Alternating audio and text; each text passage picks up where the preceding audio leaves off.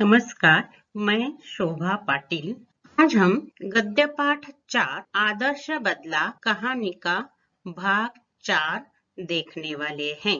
इस कहानी के लेखक सुदर्शन हैं। यह गद्यांश 4 है।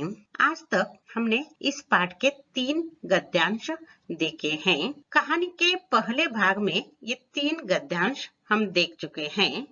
आज कहानी का दूसरा भाग प्रारंभ होता है। कहानी का दूसरा भाग छोटा सा है, इसलिए एक ही गद्यांश में हमने वह प्रसंग लिया है।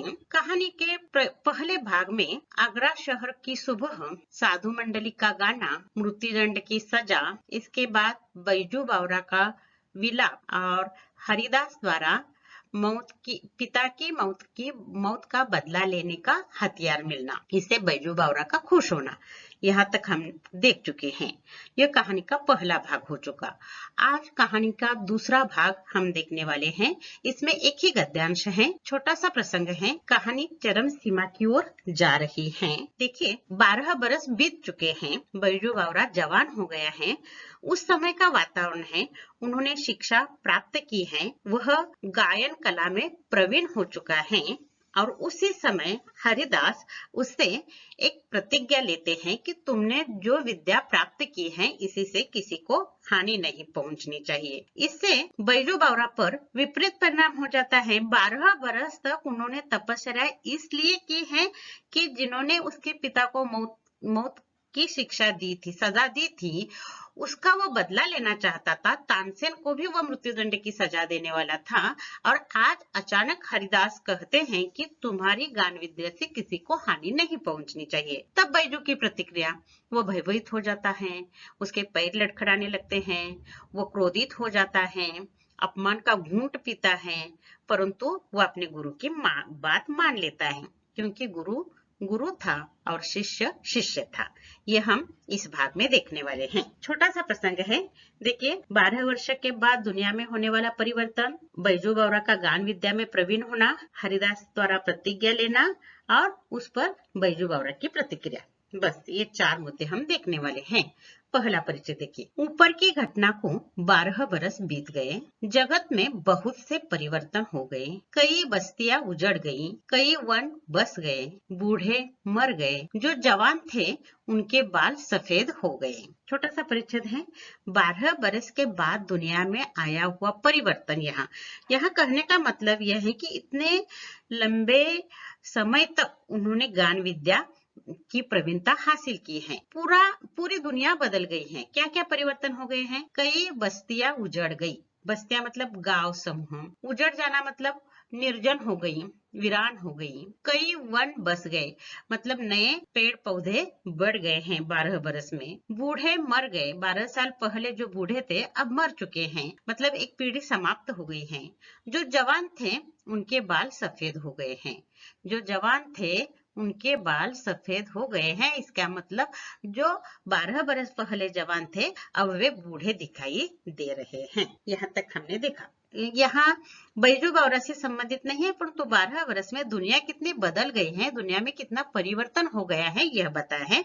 4 मुद्दे दिए हैं उन्होंने। देखिए, कई बस्तियां उजड़ गई, कई वन बस गए, बूढ़े मर गए, जो जवान थे उनके बाल सफेद हो गए हैं। इन उदाहरणों से उन्होंने परिवर्तन की बात बताई है।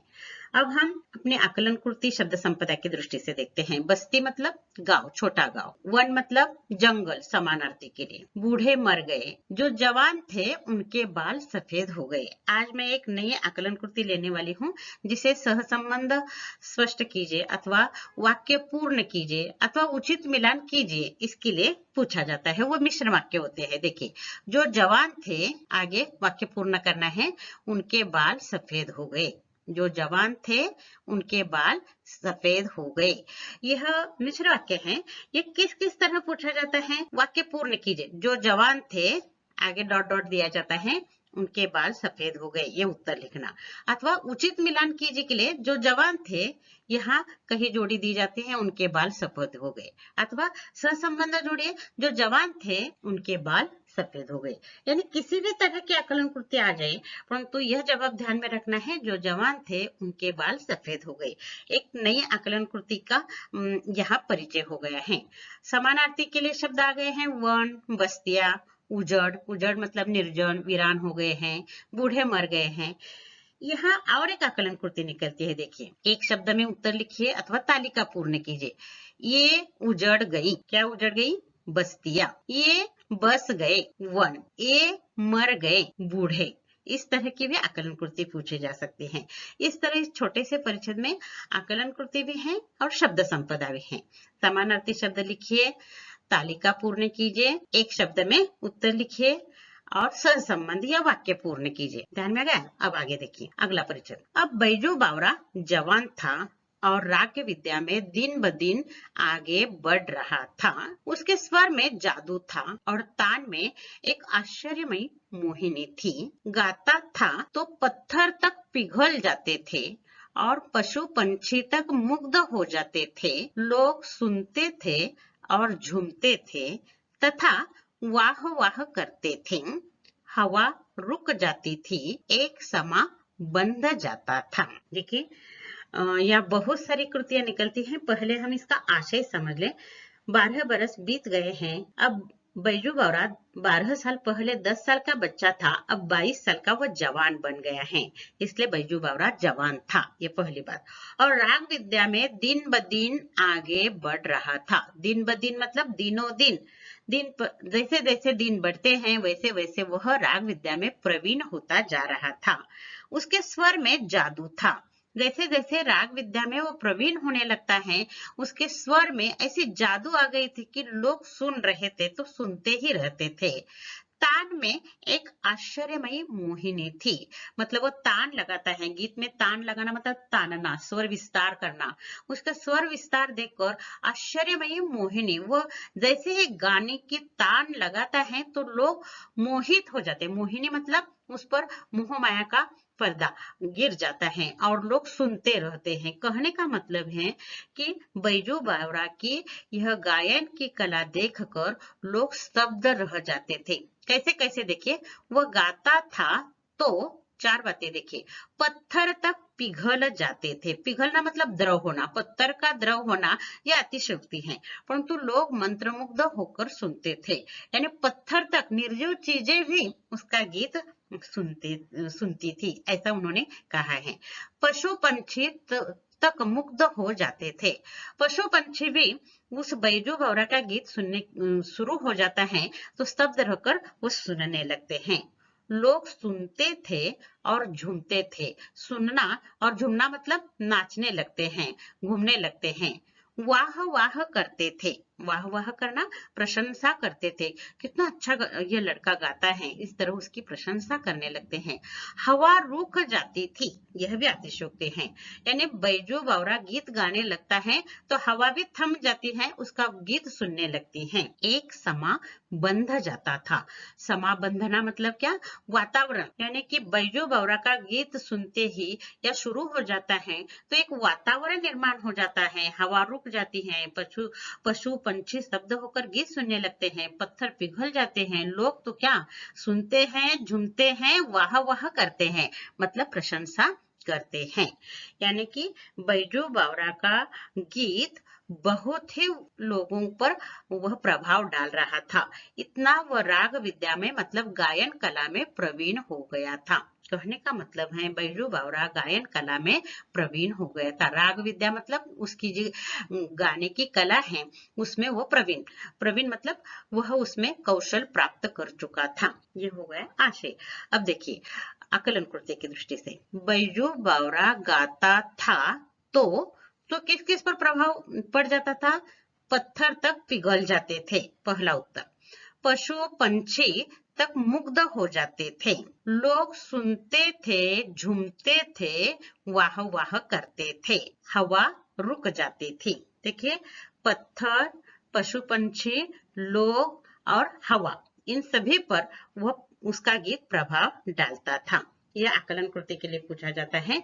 बैजू बावरा गाता था तो ये 4 उत्तर लिखना है। यह पहली आकलन कृति हो गई। ऊपर हमने एक शब्द में उत्तर लिखे के लिए देखा है कि ये उजड़ गई, बस्तियां उजड़ गई, ये बस गए, वन बस गए, ये मर गए, बूढ़े मर गए। उसी तरह उसके स्वर में, उसमें या इसमें जादू था। स्वर में जादू था, स्वर उत्तर लिखना है। इसमें एक आश्चर्यमयी मोहिनी थी। तान, तान मतलब स्वर का विस्तार। तान में आश्चर्यमयी मोहिनी थी और स्वर में जादू था। यह एक शब्द के लिए उत्तर लिखने के लिए आकलन कृतियां हो गई। इस परिच्छेद में 2 मुहावरे आ गए। देखिए, वाह वाह करना, प्रशंसा करना। बैजू बावरा का गीत सुनकर लोग वाह वाह करते थे। ये वाक्य में प्रयोग। समा बंध जाना, वातावरण निर्माण करना। बैजू बावरा का गीत एक समा बंध जाता था। बैजू बावरा के गीत के कारण एक समा बंध जाता था, यानी बैजू बावरा का गीत सुनकर एक वातावरण निर्माण होता था। यह मुहावरे के लिए पूछा जाता है। और यहाँ शब्द युग्म आ गए। देखिए, पशु पंछी, वाह वाह, इसमें हलात चिन्ह है, संयुक्त चिन्ह है, इसलिए वह शब्द युग्म है। परंतु इसमें और एक शब्द आ गए हैं। देखिए, वहां भी संयुक्त चिन्ह आ गए, दिन ब दिन। यह शब्द युग्म नहीं है, बीच में ब आ गए। दिन दिन होता तो वह शब्द युग्म होता। दिन ब दिन मतलब दिनों दिन, वह यानी शब्द का अर्थ स्पष्ट करने के लिए वहां संयुक्त चिन्ह आ गए हैं। ऊपर भी देखिए, बहुत से, बहुत और से के बीच में संयुक्त चिन्ह, यानी बहुत से, यह भी अर्थ स्पष्ट करने के लिए आए हैं। इसलिए यहाँ 2 शब्द युग्म में पशु पंछी, वाह वाह, ये 2 शब्द युग्म के लिए, शब्द संपदा के लिए पूछा जाता है। 2 मुहावरे हैं, वाह वाह करना और समा बंधना, ये 2 मुहावरे हैं।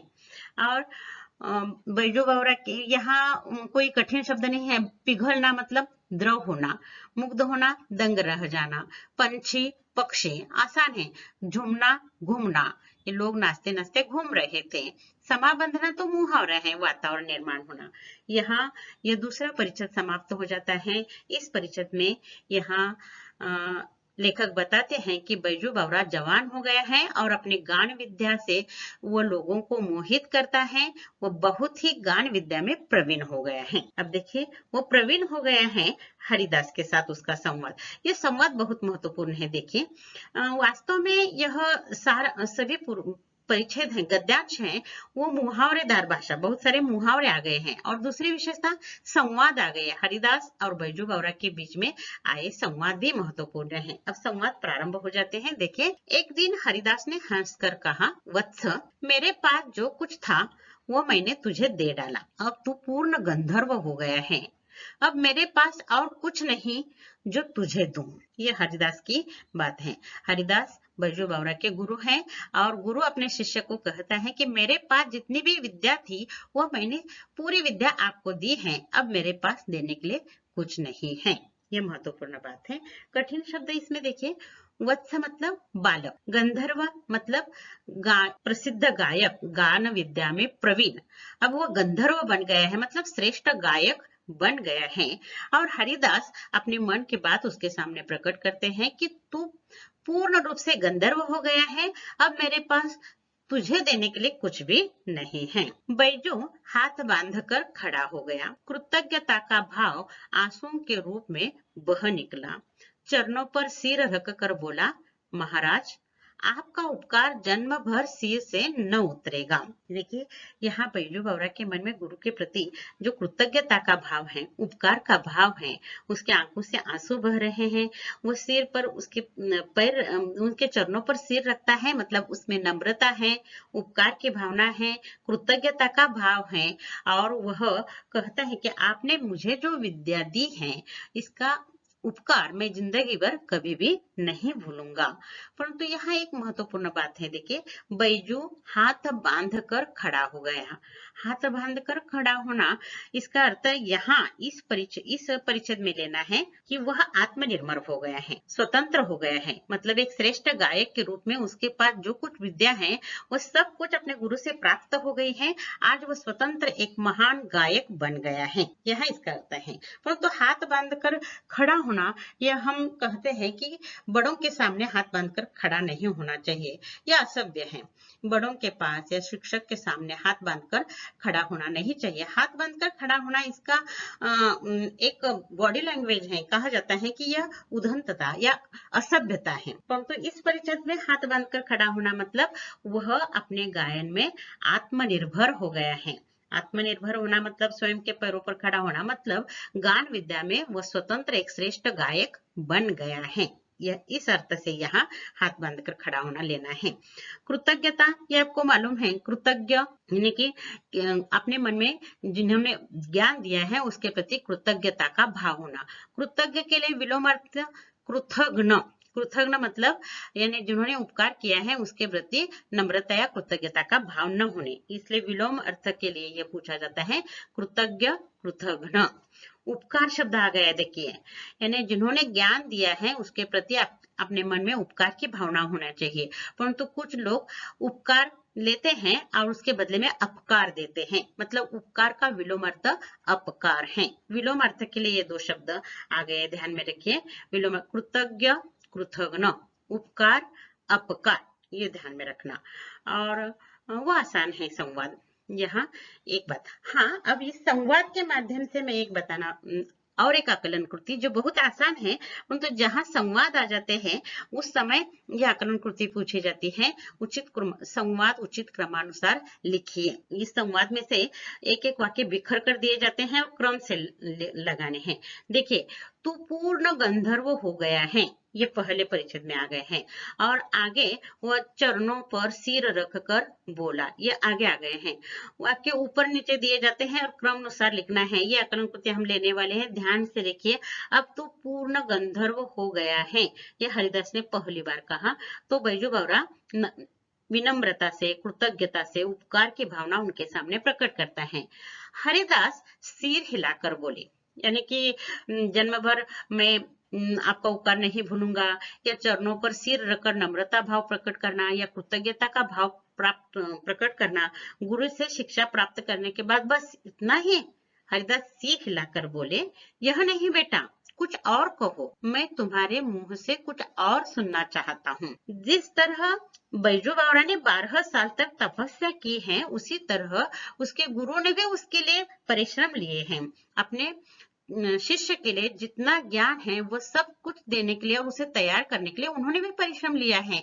इसलिए केवल उपकार की भावना प्रकट करने से नहीं। तो हरिदास सिर हिलाकर कहते हैं, यहाँ सिर हिलाने का अर्थ असहमति नहीं, बस इतना नहीं और कुछ, या नहीं बेटा कुछ और कहो, मैं तुम्हारे मुंह से कुछ और सुनना चाहता हूँ। ये गुरुदक्षिणा के रूप में है। बैजू कहते हैं, आज्ञा कीजिए, आप बताइए, जो आप कहेंगे वह मैं करूंगा।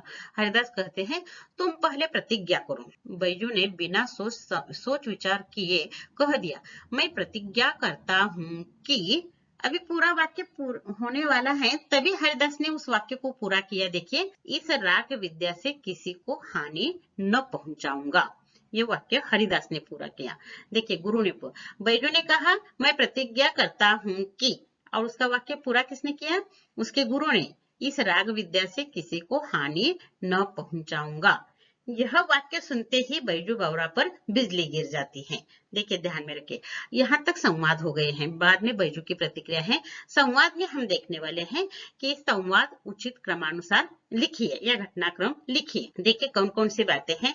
आज्ञा कीजिए, ये बीच का वाक्य है। हरिदास कहते हैं, तुम पहले प्रतिज्ञा करो, यह हरिदास कहते हैं। और बैजू प्रतिज्ञा करता हूँ यह कहता है, तब हरिदास वाक्य पूर्ण करते हैं, इस राग विद्या से किसी को हानि न पहुंचाऊंगा। वाक्य देते समय किस तरह दिया जाता है? देखिए, अंतिम वाक्य पहले बार, इस राग विद्या से किसी को हानि न पहुंचाऊंगा, 1 नंबर के लिए दिया जाता है। 2 नंबर के लिए आज्ञा कीजिए। 3 नंबर के लिए अब तो पूर्ण रूप से गंधर्व हो गए हैं। और 4 नंबर के लिए तुम पहले प्रतिज्ञा करो। ये ध्यान में रखिए, ऊपर नीचे संवाद में से वाक्य लिए जाते हैं और हमें क्रम से वो लिखना है। इस समय उचित क्रमानुसार लिखने के लिए इसमें आप 2 अंक आपको क्यों दिए जाते हैं, क्योंकि आप सूक्ष्म और गंभीरता से उस संवाद को पढ़ते हो। हरिदास ने क्या कहा, उस पर बैजू ने क्या कहा, फिर हरिदास ने क्या कहा, फिर बैजू ने क्या कहा, इस संवाद आपके समझ में आ गया है या नहीं, ये देखने के लिए यह उचित क्रम लगाने के लिए कहा जाता है। तो पहला वाक्य, अब तो पूर्ण रूप से गंधर्व हो गया है, 1 नंबर के लिए। दूसरे नंबर के लिए आज्ञा कीजिए। तीसरे नंबर के लिए तुम पहले प्रतिज्ञा करो और 4 नंबर के लिए इस राग विद्या से किसी को हानि न पहुंचाऊंगा। इस तरह आपको क्रम से लगाना है। ये बहुत आसान है, परंतु जो आसान होता है उसी में छात्र बहुत गलती करते हैं, इसलिए मैंने बता दिया है। हम आकलन कृति में फिर से देखने वाले हैं, परंतु संवाद में किस तरह ऊपर नीचे संवाद किए जाते हैं और वो क्रम से लगाने के लिए किस तरह कहा जाता है, ये आकलन कृति नहीं है, इस गद्यांश में हमने लिए हैं। अब आगे देखिए, उससे प्रतिज्ञा ली जाती है कि इस राग विद्या से किसी को हानि नहीं पहुंचेगी। इस पर बैजू की प्रतिक्रिया देखिए। अब वो जवान हो गया है। जवान युवक का मन बहुत संवेदनशील होता है। 12 बरस तक दिन रात उन्होंने तपस्या इसलिए की है कि वो तानसेन से बदला ले।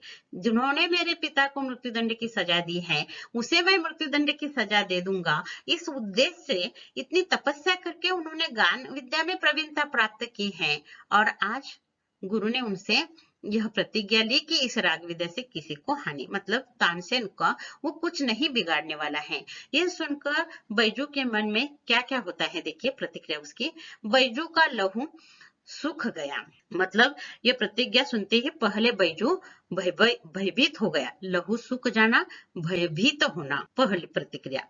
उसके पैर लड़खड़ाने लगे, मतलब उसके पैर डगमगाने लगे। वो खड़ा था, अब गिर जाएगा, इस तरह उसकी अवस्था हो गई, क्योंकि 12 साल की तपस्या के बाद उसके हाथ से वो हथियार उन्होंने छीन लिया था गुरु ने, क्योंकि वह तानसेन का बदला नहीं लेने वाला था, यानी कि उसे मृत्युदंड की सजा नहीं देने वाला था। ये दूसरा मुहावरा देखिए, इस परिचित में बहुत सारे मुहावरे। बैजू की प्रतिक्रिया में हर एक वाक्य में एक एक मुहावरा आ गया है। देखिए, बैजू का लहू सूख गया, बैजू भयभीत हुआ, डर गया, घबरा गया। लहू सूख जाना मतलब भयभीत होना, घबरा जाना, डर जाना, घबराना। उसके पैर लड़खड़ाने लगे। पैर लड़खड़ाना मतलब उसका अस्तित्व ही डगमगाने लगता है। अब क्या करना, पैर लड़खड़ाना मतलब डगमगाना, पैर डगमगाना। सफलता के बाद परे भागते हुए दिखाई दे। सफलता के बाद मतलब अब उसके हाथ में सफलता आ गई थी और वह उससे भाग रहे हैं, ऐसा उसे लग रहा था। 12 वर्ष की तपस्या पर एक क्षण में पानी फिर गया। पानी फिर जाना मतलब बर्बाद होना। मैंने 12 बरस तक यह तपस्या क्यों की? क्योंकि तपस्या करने के बाद जो विद्या मेरे हाथ में आ गई थी, जिस विद्या से मैं तानसेन का बदला लेने वाला था, वो तानसेन की बदला लेने की मेरी प्रवृत्ति जो है, वो राग विद्या ही मेरे हाथ से छीन ली गई है। मैं बर्बाद हो गया हूँ, मेरी तपस्या पर पानी फिर गया है, मतलब मेरी सारी विद्या बर्बाद हो गई है, ऐसा उसके मन को लगता है। प्रतिहिंसा की छुरी हाथ आई तो गुरु ने प्रतिज्ञा लेकर कुंद कर दी, मतलब मेरे हाथ में राग विद्या के माध्यम से उसने हिंसा की थी। उस प्रतिहिंसा मतलब बदला लेने की छुरी, मतलब धारदार छुरी मेरे हाथ में आ गई थी, तेज धार की। अब वह क्या हो गई, बोथरा हो गई, कुंद हो गई, मतलब कम धार वाली हो गई, क्योंकि अब वह तानसेन का प्राण या मौत की सजा उसे नहीं दे सकता था। यानी जो छुरी हाथ में आ गई थी तेज धार की, वह कम धार की, कम तेज धार की वह हो गई। यहाँ सचमुच छुरी नहीं है, इसका अर्थ यह है बदला लेने की भावना उसके मन में जो उग्र रूप धारण कर गई थी, वह धीमी पड़ गई। बैजू ने होंठ काटे। होंठ काटना मतलब क्रोधित होना। आपको मालूम है, आपको जब गुस्सा आ जाता है तो होंठ दांत आप खाने लगते हैं। यहाँ एक एक मुहावरा देखिए। बैजू ने होंठ काटे। होंठ काटे मतलब क्रोधित हो गया, परंतु गुरु के सामने वो कुछ नहीं कर रहा था, इसलिए उन्होंने होंठ काटना शुरू कर दिया। दांत पीसे मतलब उन्होंने क्रोध प्रकट किया। कैसा? बोलकर नहीं, तो वो दांत पीसने लगता है, दांत खाने लगता है, खटखटाने लगता है। और रक्त का घूंट पी कर रह गया। रक्त का घूंट पीना यह भी मुहावरा है। अपमान सहन करना या गुस्सा मन में ही दबाकर रखना। पीना मतलब घूंट पीना मतलब अपमान का घूंट पीना। बहुत कुछ गुस्सा आ गए हैं परंतु वो गुस्सा पीता है। ये उन्होंने 3 मुहावरों से उसके मन जो क्रोधित हो गया था, वो मुहावरेदार भाषा में लेखक ने यहाँ बताया है। होंठ काटे, दांत पीसे और रक्त का घूंट पीकर रह गया। मतलब बहुत क्रोधित होकर वो अपना गुस्सा मन में ही दबाकर रह जाता है। मगर गुरु के सामने उसके मुंह से एक शब्द भी न निकला। तुमने ऐसा क्यों किया? इस तरह उन्होंने उल्टा सवाल उन्हें नहीं पूछा। मैं बदला लेना चाहता हूँ, यह भी नहीं बताया, क्योंकि 12 साल तक उन्होंने जिस तरह तपस्या की है उसी तरह गुरु ने भी उसके लिए मेहनत ली है। इसलिए वो अपने गुरु के लिए उसके मुंह से एक भी शब्द नहीं निकलता है। गुरु गुरु था, शिष्य शिष्य था। शिष्य गुरु से विवाद नहीं करता। यहाँ बहुत महत्वपूर्ण बात बताई है। गुरु गुरु था, यह गुरु ने प्रतिज्ञा लेने के पीछे भी कोई जरूर उद्देश्य होगा। यह समझने के लिए जवान मन तैयार नहीं होता, परंतु जो बड़े लोग आपके लिए करते हैं वो अपने हित के लिए ही करते हैं। और बैजू बावरा 22 साल का जवान युवक आग बबूला हो गया है, क्रोधित हो गया है, परंतु गुरु के सामने उसके मुंह से एक भी शब्द नहीं निकलता, क्योंकि गुरु गुरु था, शिष्य शिष्य था। शिष्य गुरु से विवाद नहीं करता। यह कहानी का दूसरा भाग भी समाप्त हो जाता है और यह गद्यांश भी समाप्त हो जाता है। इस परिच्छेद में देखिए, कठिन शब्द के लिए अर्थ, विवाद मतलब संघर्ष नहीं करता है। कूदना मतलब बोथरा मतलब तेज धार करना। और बहुत सारे मुहावरे आ गए। पहला मुहावरा लहू सूख जाना, भयभीत होना। पैर लड़खड़ाना, डगमगाना, ये दूसरा मुहावरा आ गया है। तीसरा मुहावरा पानी फिर गया, बर्बाद हो गया। चौथा मुहावरा होंठ काटना, क्रोधित होना। दांत पीसना, क्रोध प्रकट करना। रक्त का घूंट पीना, अपमान सहन करना या गुस्सा मन में दबाकर रखना। इस तरह बहुत सारे मुहावरे यहाँ आ गए हैं। और गुरु गुरु था, शिष्य शिष्य था। यहाँ गुरु शिष्य का संबंध भी यहाँ स्पष्ट हो गया है। और इस तरह यह गद्यांश यहाँ समाप्त हो जाता है। बैजू बावरा 12 साल तक तपस्या करने के बाद राग विद्या में प्रवीण हो जाता है। और जब वो गुरु के सामने कृतज्ञता प्रकट करने के लिए आता है तो गुरु उसे प्रतिज्ञा लेता है कि तुमने जो विद्या प्राप्त की है उसे से किसी को हानि नहीं पहुंचनी चाहिए। और इस पर बैजू की प्रतिक्रिया, यह हमने इस परिच्छेद में देखा है। अब देखिए, अलग अलग तरीके की और नए ढंग की कृतियां यहाँ हमने ली हैं। गद्य पाठ है। कृति 1 में पूछा जाने वाला है, निम्नलिखित पठित गद्यांश पढ़कर दी गई सूचनाओं के अनुसार कृतियां पूर्ण कीजिए। 6 अंक के लिए यह गद्यांश बहुत सुंदर ढंग से परीक्षा के लिए पूछने योग्य है। आकलन कृति देखिए, इसमें 2 अंक के लिए पूछी जाती है। तालिका पूर्ण कीजिए। उसके स्वर में यह था जादू, ये उजड़ गई, बस्तियां उजड़ गई, इसमें एक आश्चर्यमयी मोहिनी थी। तान, ये बस गए वन, ये मर गए बूढ़े, ये भी पूछा जा सकता है। देखिए, बैजू बावरा गाता था तो पत्थर तक पिघल जाते थे, पशु पंछी तक मुग्ध हो जाते थे, लोग सुनते थे, झूमते थे तथा वाह वाह करते थे, हवा रुक जाती थी। ये 4 मुद्दे 2 अंक के लिए पूछे जाते हैं। अगली आकलन कृति देखिए, ये हमने नई ली है। आकलन कृति देखिए, संवादों का उचित घटनाक्रम लिखिए।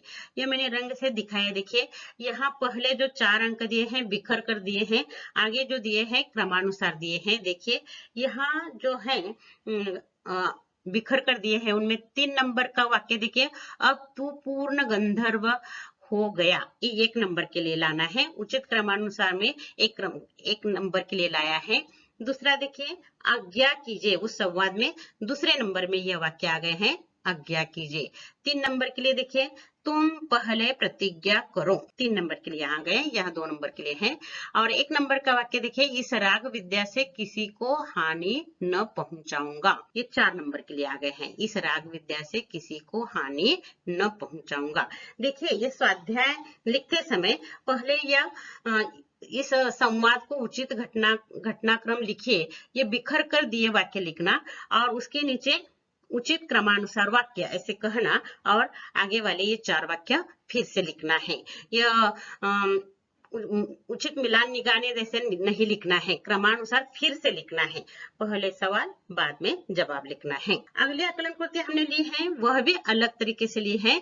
यह वाक्य पूर्ण कीजिए अथवा सहसंबंध लिखिए, इस तरह के लिए पूछे जा सकते हैं, या उचित मिलान कीजिए के लिए भी यह दिया जाता है। देखिए पहला वाक्य, गुरु गुरु था, यह आगे वाला है, आपको ढूंढ कर लिखना है। शिष्य शिष्य था। अगला वाक्य देखिए, मेरे पास जो कुछ था वह मैंने तुझे दे डाला। प्रतिहिंसा की छुरी हाथ आई तो गुरु ने प्रतिज्ञा लेकर कुंद कर दी। ये आगे वाले वाक्य आपको ढूंढ कर लिखना है। बार बार मैं बता रही हूँ, ये ऐसा परीक्षा में नहीं आने वाला है। परीक्षा में इतना ही आ जाएगा, जो जवान थे, आगे डॉट डॉट दिया जाएगा, उनके बाल सफेद हो गए। ये वाक्य पूर्ण करना है आपको।